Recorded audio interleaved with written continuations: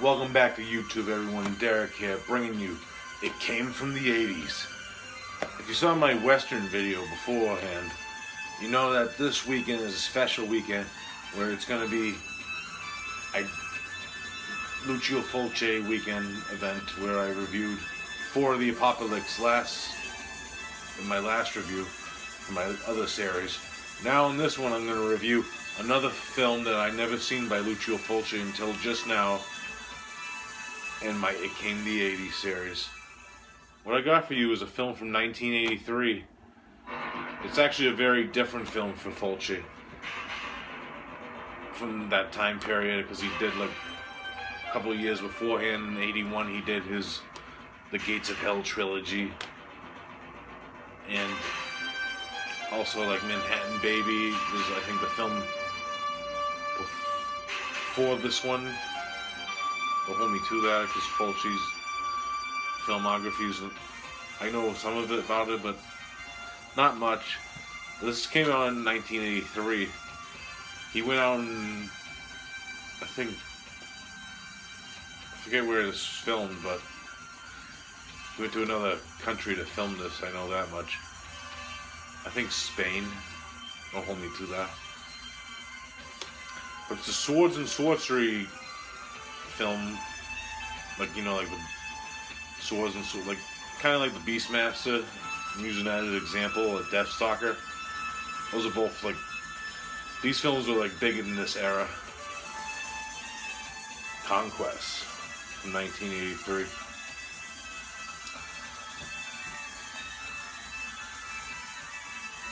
To get into the plot of this one, you follow your main character, Elias.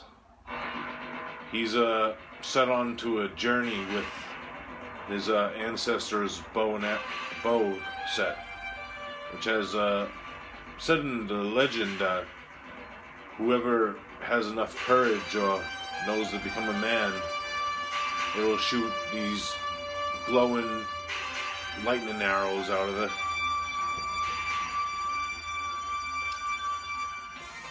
And you enter our villainess. Her name is Ekron, and she's right there on the cover if you can see her. But she has a snake. She's naked for the whole movie. You can see everything, and she just wears this like metal golden faceplate. But the rest of her, besides her, like, you know, she's bare-breasted, naked through the entire film. She has a vision of her being stopped by this mythical bow. So she sends her baddies out to find Elias and get this bow before stop this prophecy from happening to continue her dark reign. And then Elias meets his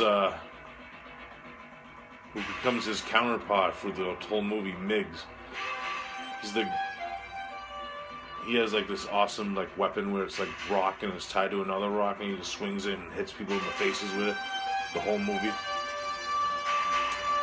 That's pretty much the plot of this. I don't want to get really into these ones, because if I give anything away, really, it will just ruin the experience for you. Now, what are your thoughts on this one? It's cheesy as hell, I won't lie.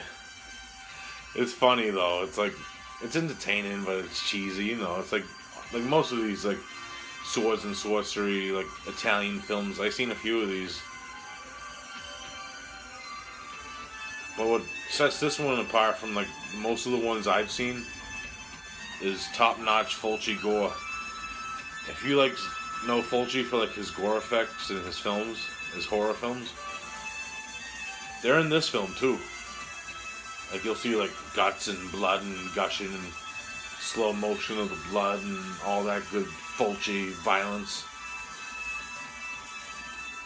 The cheesiness of this film was like, because Ekron's baddies, half of them are like these what I call them wolf people. They have wolf faces. It's actually funny because they talk and their mouths move and you can tell it's like a puppet. It's actually pretty funny. They're like, well, you'll see if you see this movie. You know what I'm talking about.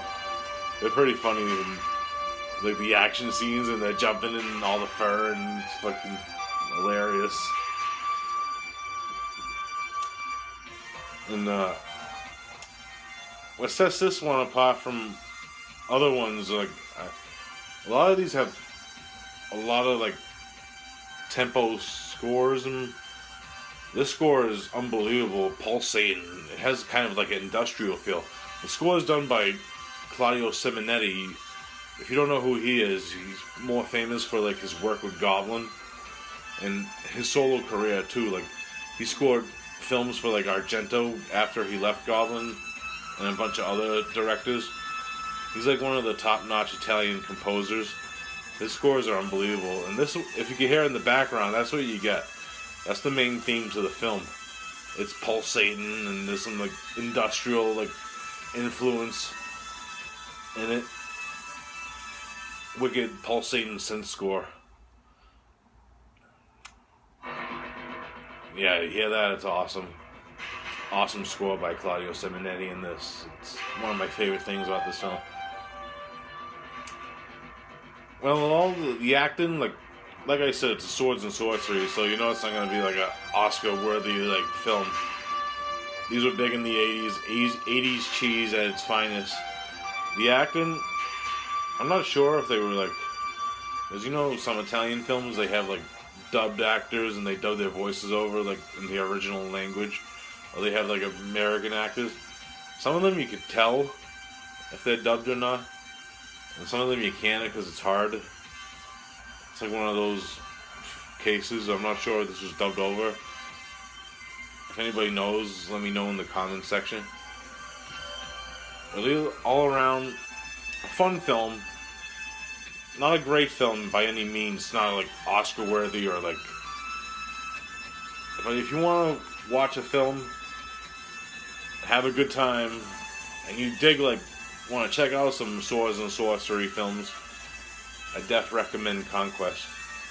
I'm give it a solid 7 out of 10. It's not Fulci's best in my eyes, but it's def a fun ride. Alright guys, that's all I got for Conquest. I hope you enjoyed Fulci week. If you like this week, again, I'll do some more in the future. Because I know Fulci has a bunch of like library of 80s films and other certain films. I might be reviewing more Fulci in the future because he's my favorite director of all time. And he has such a variety, besides his horror films, as the 2 films that I just reviewed show. So I hope you like this review. Like I always say, like, subscribe, and comment if you enjoyed my review. Like to hear your thoughts on Conquest if you have seen it. Or if you need any ideas, I hope you like the review, guys. Thank you.